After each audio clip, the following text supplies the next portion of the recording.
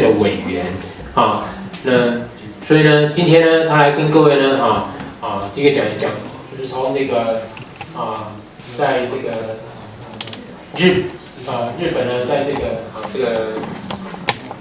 智慧财产权方面这方面的最新的一些知识那同学呢也可以从这个宏达电这个案例来了解到说这些专利的重要性这是一个非常有意义和非常重要的一讲我们非常高兴就是我们王美琴老师可以邀请到田村教授来谢谢。我们谢谢王所长的介绍，那我们现在邀請Professor Tom Rock to give us his excellent speech. Excellent was bad.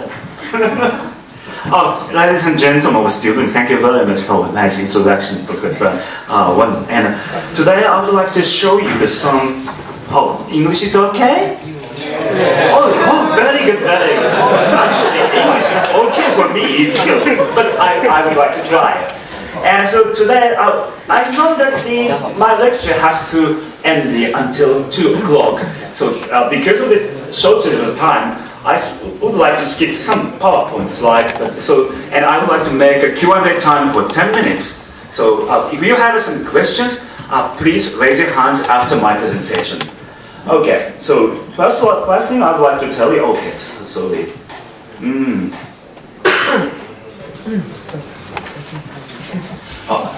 This is a summary of my presentation, and today I would like to tell you about the relationship between the patents and innovation.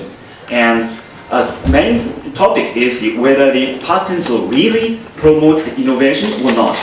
And from there, especially in US, there exists some empirical studies. So I would like to introduce the very famous 2 or 3 empirical studies, and then I would like to show some theory of the so-called law and economics.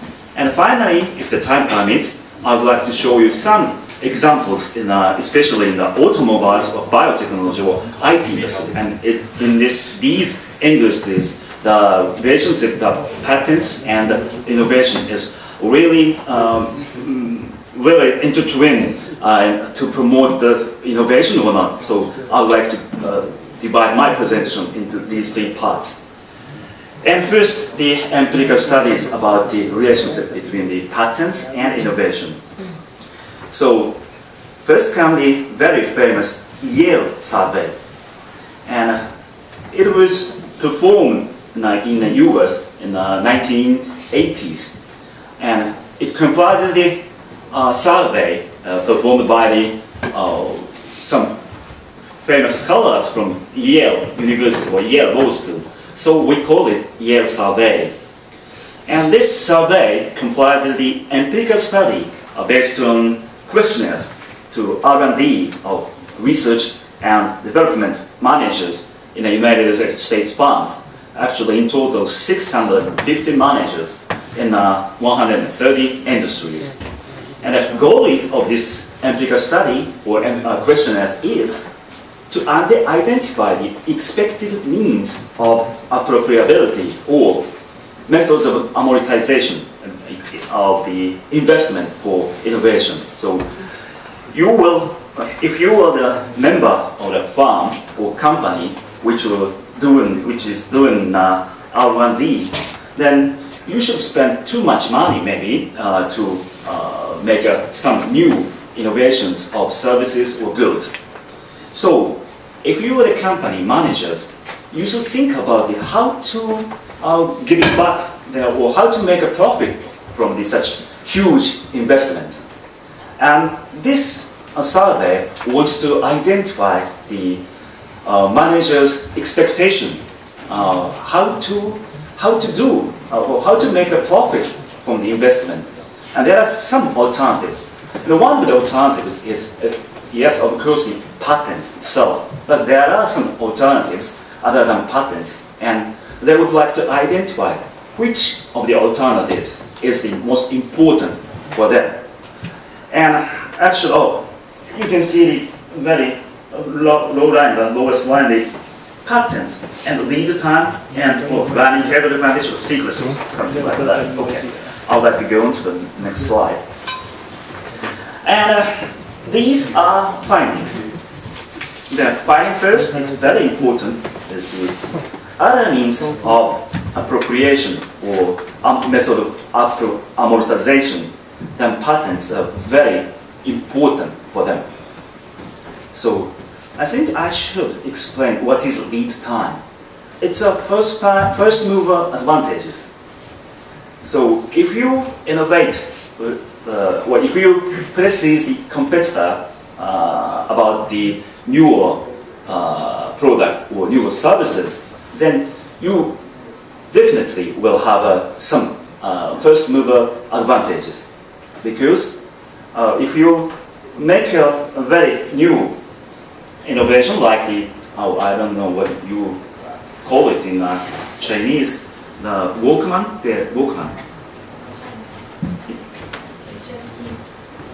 Okay.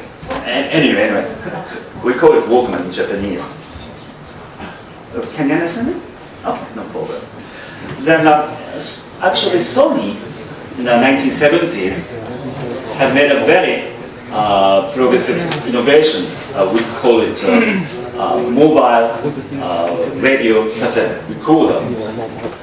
And we call it in Japan, at least in Japan, Walkman. And it was very famous.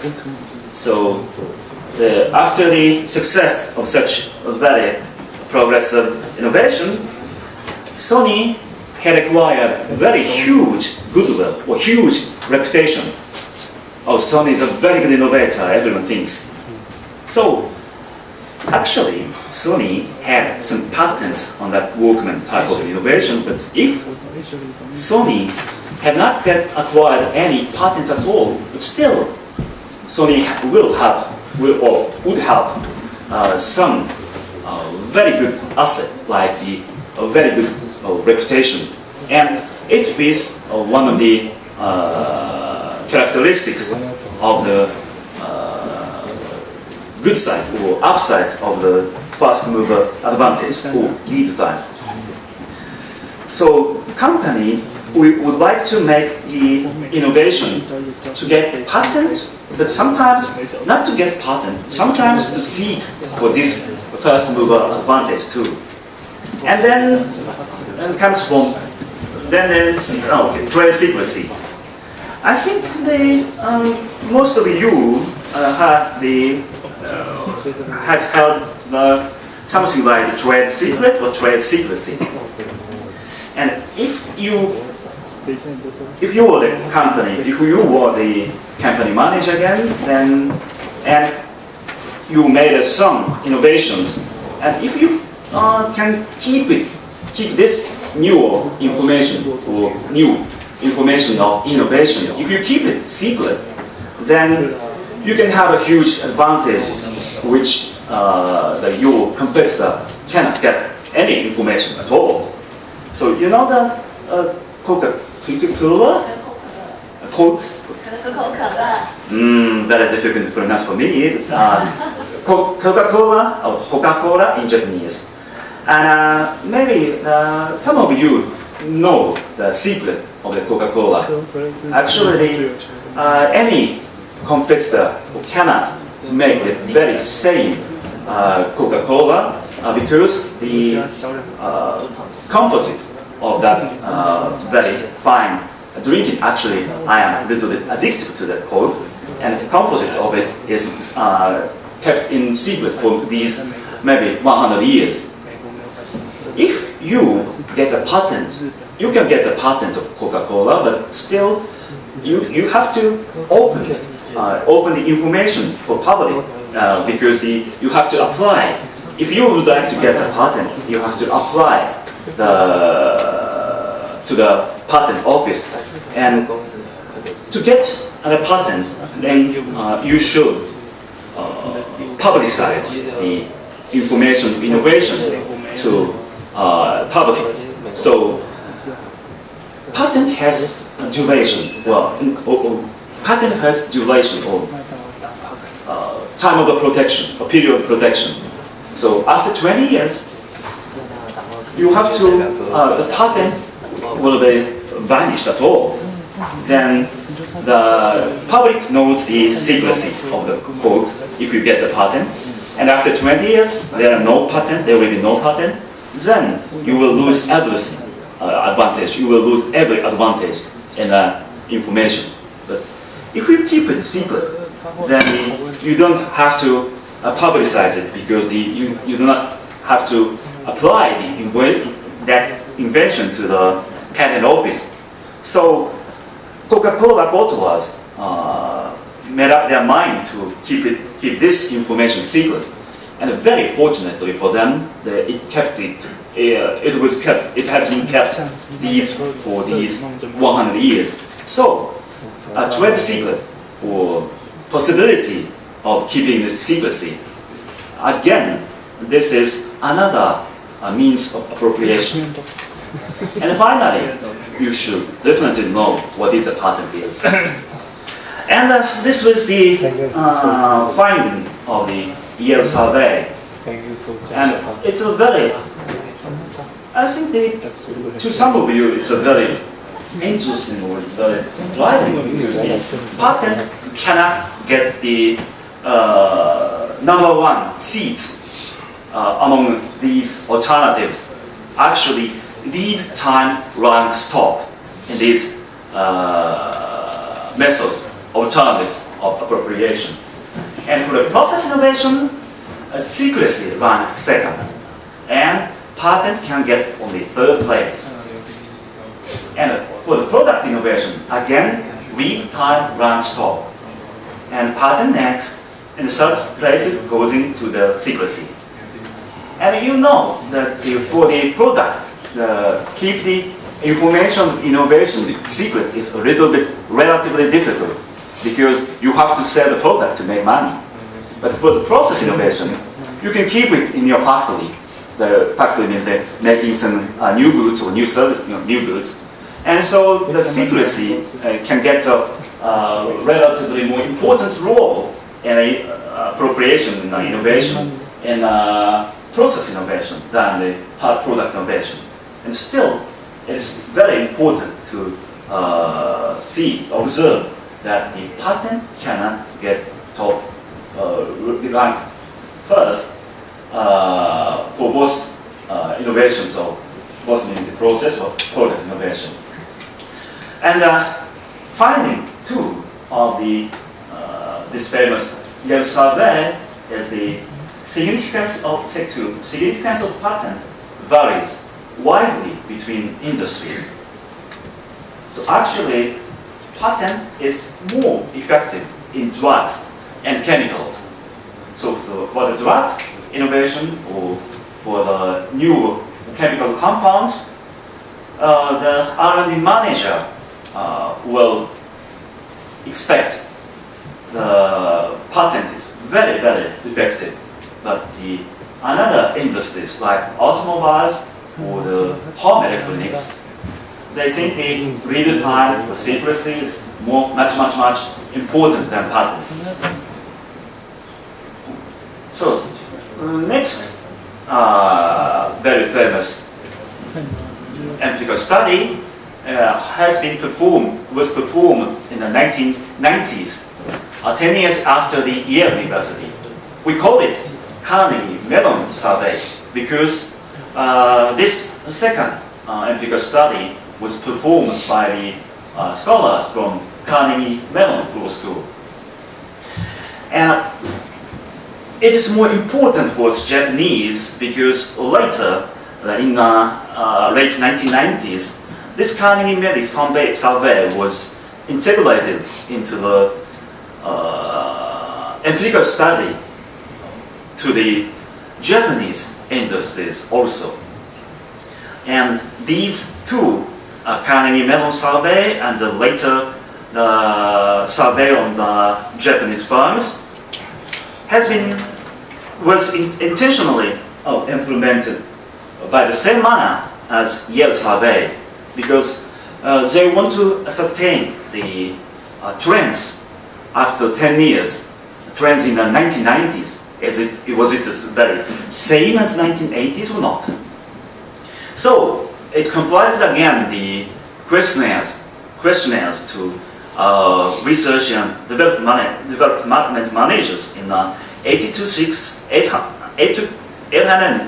US farms and 593 Japanese farms.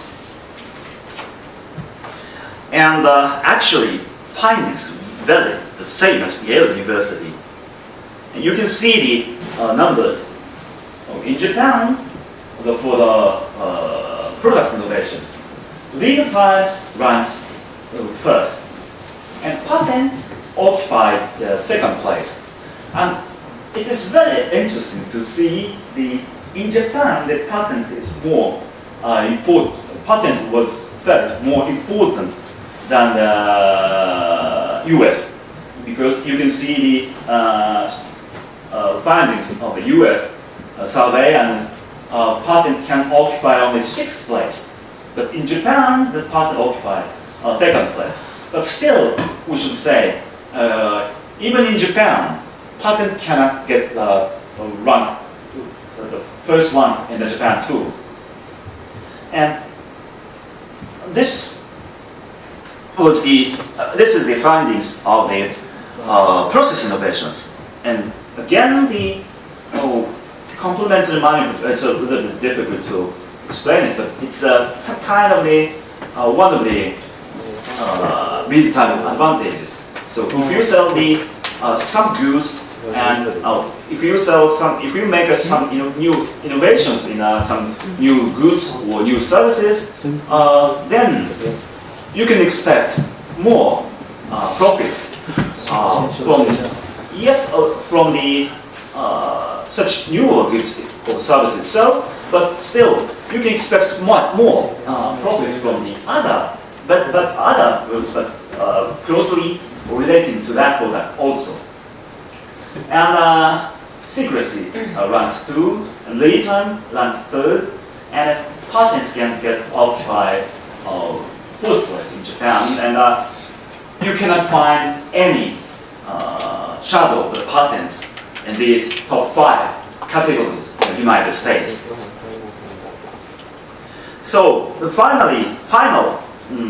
last empirical study I would like to introduce to you today is the so-called Berkeley survey. And it was okay, no problem. And it was performed by the Berkeley Law scholars from Berkeley Law School in 2008 or 2009, and it uses a little bit different strategy, and it comprises the questionnaires to 1,332 United States startups or ventures, and interviews with some of them. And again, the findings is as follows. Patent contributes only as very weak incentive again. And this was from their the sentences from their survey. In general, the patents are providing relatively weak incentives for core activities in the innovation process. Core activities means the activities of the venture firms. And the scholars from the Berkeley Law School think the venture firms or startups is performing the very top-ranked innovation in the US. And if they feel the patent is very weak, or if they feel or if they don't expect the patent as the alternative, the appropriation or amortization, then the core innovation doesn't expect anything from the patent at all. So they think the patent can serve very relatively weak incentives. And again, the findings 2 is there exists the heavy intra-industry differences of significance of patent. And more important for startups or ventures in the biotechnology and medical device sectors. and very less important for software and internet fields. And final empirical study I would like to show you is which was publicized in the book, title of which is Patent Failure. Oh, it's a typo, actually trilogy. And recently in the US, there are some interesting or intriguing books has been published, and we call it, at least I call it trilogy. So there is three interesting books. First one is a patent crisis, and second one is patent failure, which I would like to introduce today. And last one, the third one, is against intellectual monopoly. And characteristics of these three recent published books is they would like to criticize the significance of patents and maybe the weak patents, or maybe the no patents at all, will promote innovation more than if the strong patents or the existing patents itself. So today, because shortage of time, I would like to briefly introduce the findings of the patent failure. And findings as follows. Owing to proliferation of the patent infringement, owing to the increasing numbers of the patent infringement suits from 1990s in the US, patent system has served only as negative incentives to inventors. So patent system cannot serve any affirmative incentive in the US firms, and especially negative for software industry. However, patents still provide affirmative incentives for chemicals and drugs. And this slide shows the status quo of the importance of patents for the chemical and pharmaceutical industries. And the upper dot line represents the profits from worldwide patenting from these industries. And the lower line shows the aggregate or total litigation cost in the United States to the infringer or to alleged infringer in these industries. So from late 1990s, you can see the aggregate cost or total litigation cost has been increasing very rapidly, but still the profits is very huge. So there are plus margins are still can be observed even in the 1999 in the chemical and pharmaceutical firms. But first in other industries, the situation is totally changing. You can see the total cost of the litigation cost in the United States exceeds or occupies very higher than the dot line. And you remember dot line represents the profits from the worldwide patenting. So you can see the 1980s or early 1990s, they can have sometimes the dot line goes beyond the total cost, but the late 1990s, because of the increasing cost of the litigation in the United States, the patent cannot serve any affirmative incentives anymore because the cost exceeds the profits.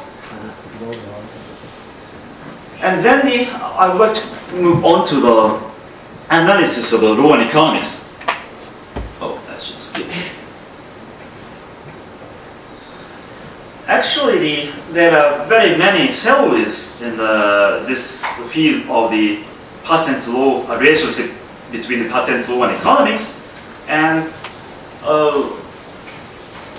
Barker and Lemley, the very famous US scholars who has wrote the patent crisis, identify the 5 theories among them, and which could be used to establish the criteria for the designing of patent systems.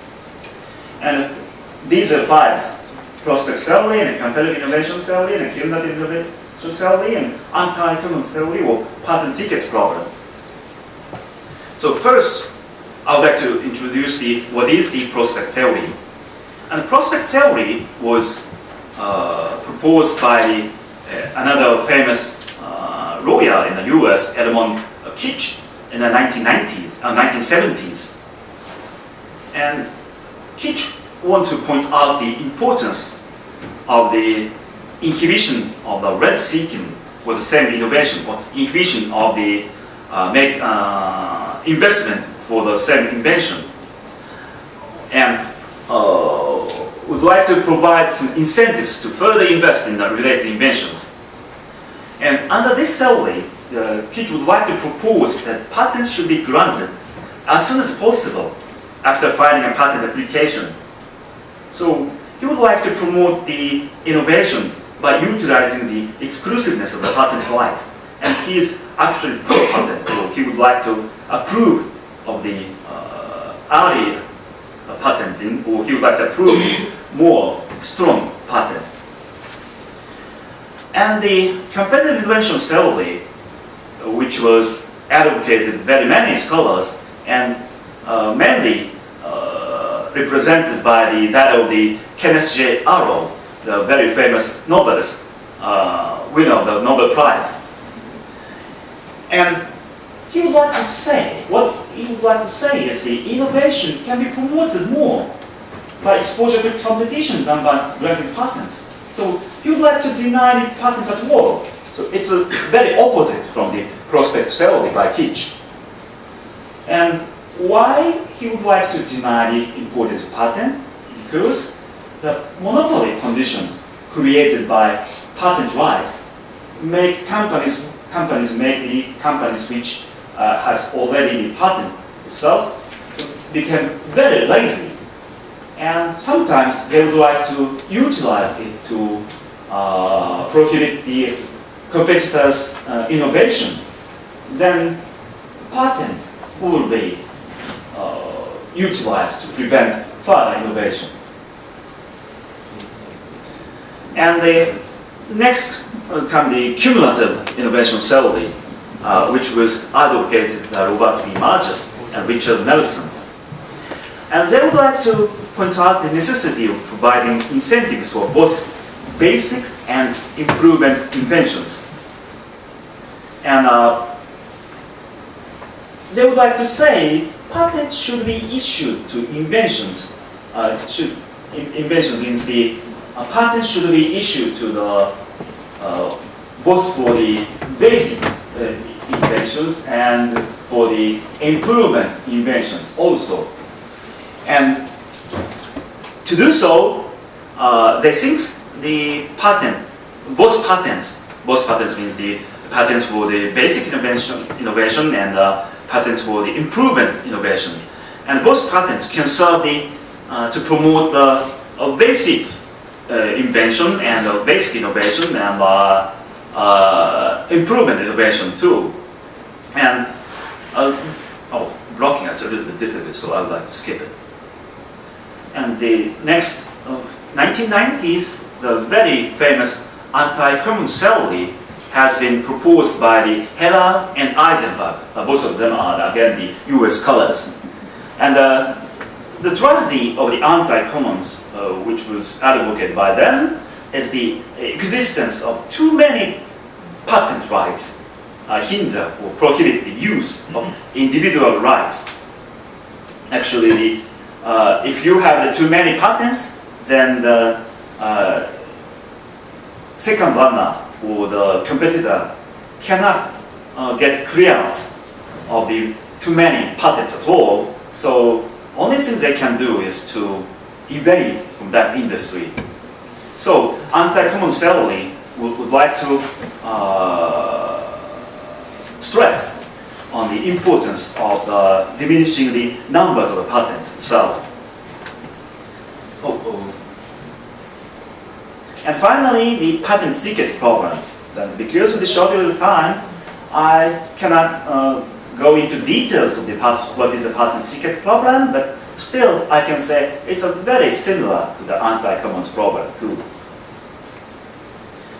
And recently, in the very famous book, which was titled which is Patent Crisis, the Buck and Lemery proposed some policy levers theory. It's a very good theory.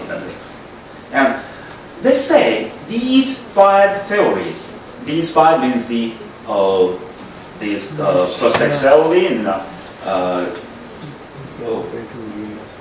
forgot the name of it. So maybe you can remember.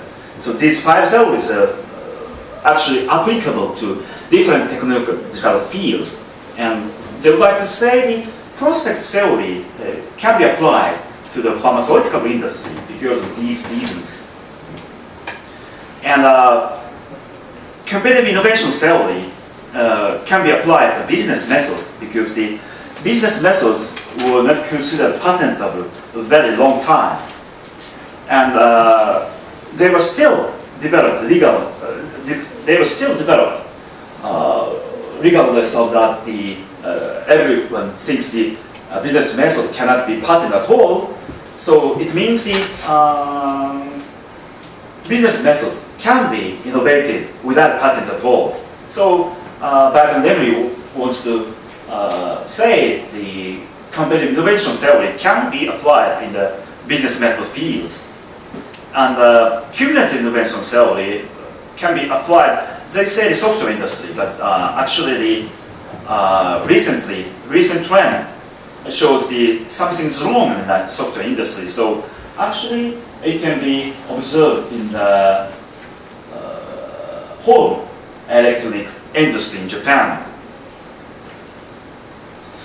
And the anti-common theory will be applied in the biotechnology industry, and patent secrets problem will be applied to the semiconductor industry. And actually, there only exist 7 minutes left, so I would like to show you the example of the software industry and what is the relationship between the patent and innovation in the software industry.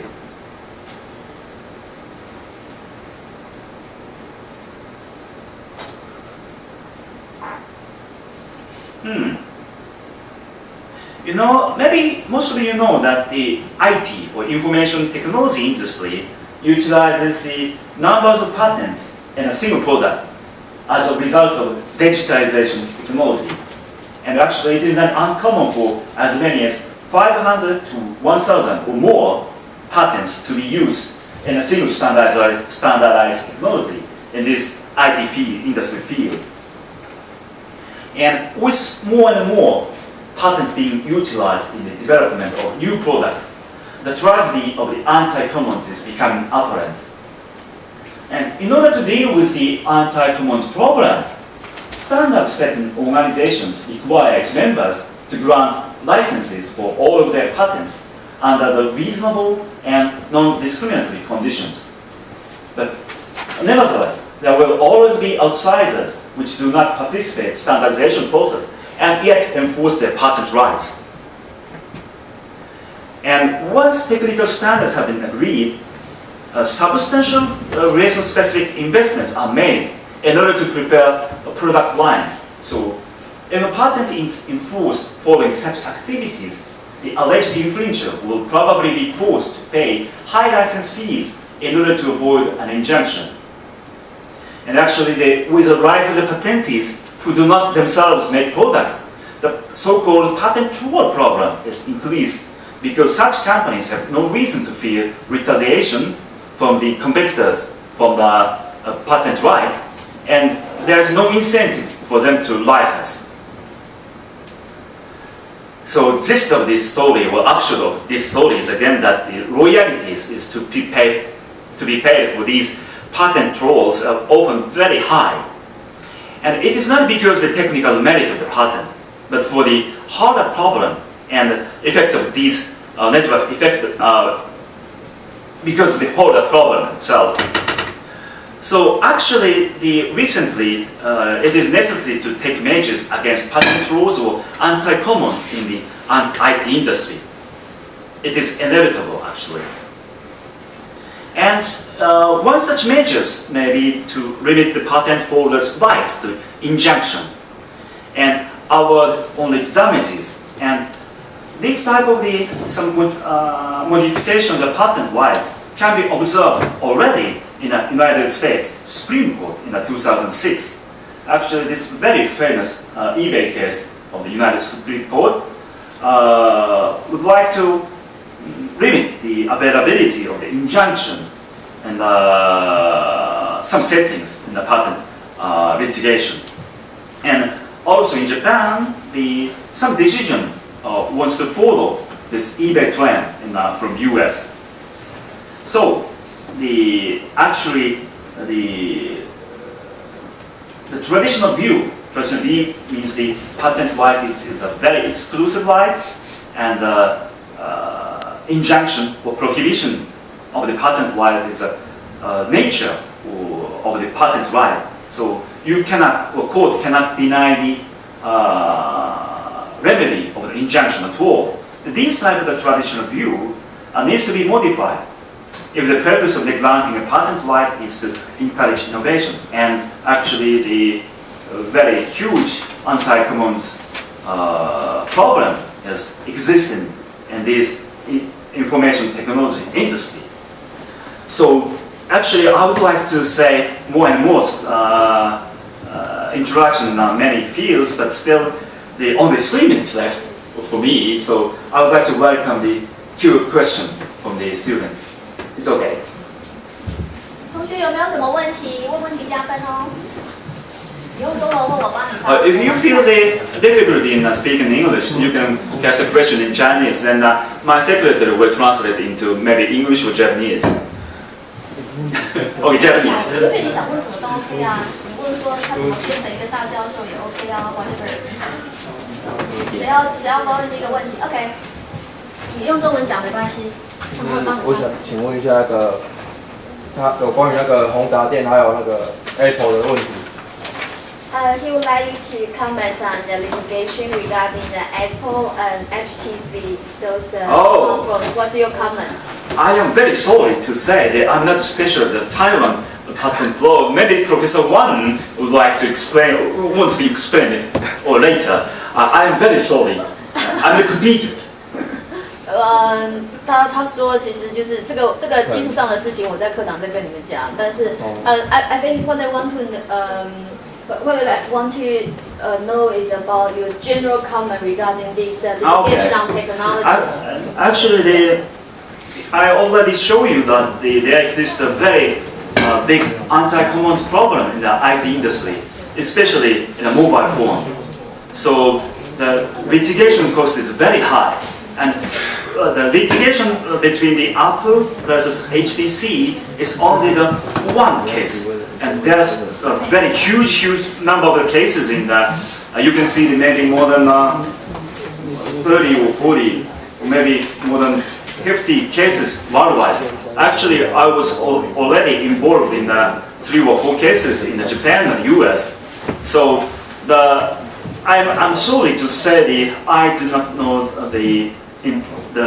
that litigation in detail, but still I should say that a huge problem exists in this industry. So I would like to limit the efficacy of the patent right because of the anti-commons problem is very huge. Would you like to share the case you mentioned involved in litigation in Japan and US? Actually, that case is between the Qualcomm, you know the Qualcomm?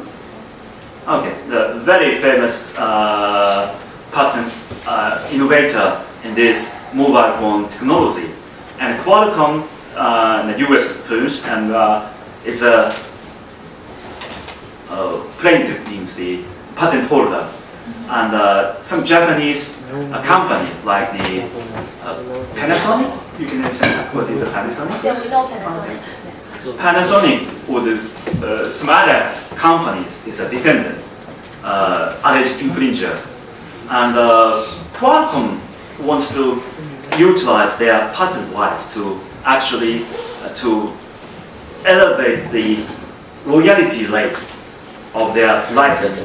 So if the Panasonic or other Japanese firms would like to evade or would like to reject the patentability or reject the licenses, then they would like to enforce their patents in the litigation. So Pioneer is some kind of Panasonic is some kind of or Pioneer is some kind of scapegoat of this strategy of the Qualcomm.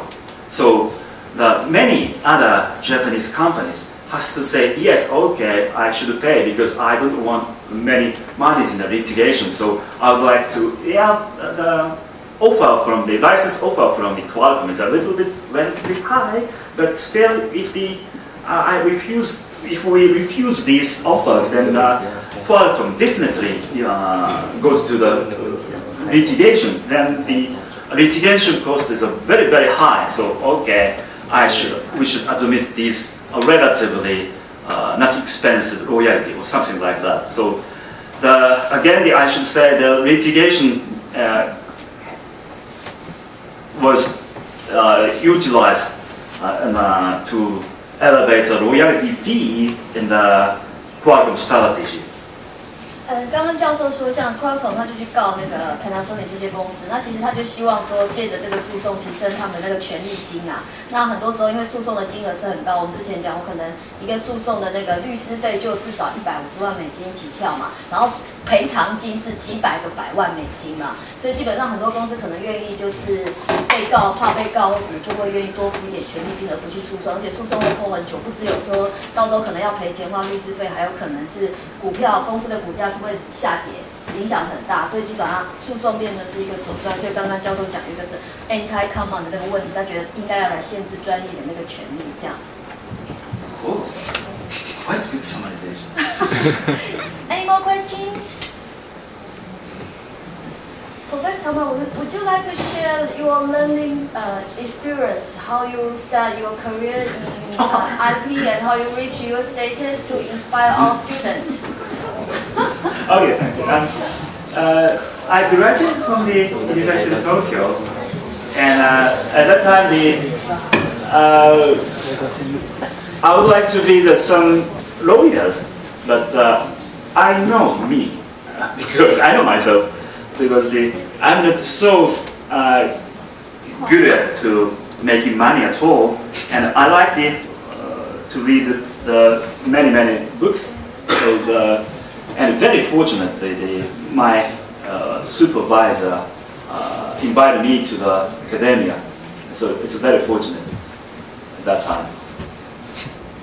Professor Tamura 他是东京大学的高材生，那他的老师是全日本数一数二的大师，他现在也是他们老师他是现在是日本数一数二在这个领域的专家。那他曾经在 Max Planck Institute 还有很多很知名的地方做研究。那刚刚教授说他毕业的时候也很想做律师，但是他很幸运有他的老师引荐他进去大学，所以他就从事了这个教学研究的这个路。And they would like to know, we know you have been teaching and lecture all over the world. Would you mind to share what's the motivation and what's the encouraging make you to work so many years hard work and doing all these explorations in your life? Thank you very much. Actually, I'm very interested in thinking, and it is one of my characteristics that the information which I find, I really appreciate it is shared by the many people. And I am very fortunate because the many students, including from Taiwan, came here to study under my supervision. And it is my great pleasure to share my findings, all of them.